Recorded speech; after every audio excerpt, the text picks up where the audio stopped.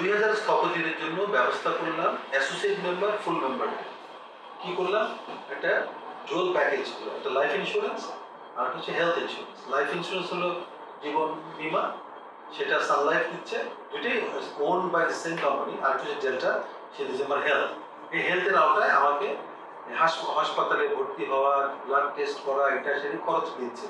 এবং তাদের ইংলিশের হাসপাতাল আছে, এমনকি বিদেশে গিয়েও আমি ক্লেম করতে পারি। But there is a series, কারণ আমি তো প্রিমিয়াম অত দিতে পারি না। আমি সভাপতিদের পক্ষ থেকে 30 লাখ টাকার অ্যারাউন্ড প্রিমিয়াম দেওয়ার জন্য আমরা একটা বাজেট অ্যালোকেশন করছি। এই টাকাটা দিলে ফ্রি অফ কস্ট তোমরা সবাই 2000 স্থপতি এই বেনিফিটটা পাবে।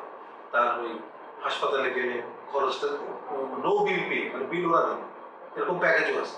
কতগুলো আছে বিলের টাকা তোমাকে দেবে, কতগুলো আছে বিল হাসপাতালকে দেবে। এইসব আলাপ করে এমইউ সাইন করছি আমরা, এবং এটা পারচেস কমিটি যাচাই বাছাই করে টপ যেসব প্রতিষ্ঠান আছে দেখে এই অফারটা নিয়েছে, বেস্ট অফার আমাদের জন্য পেমেন্ট করা।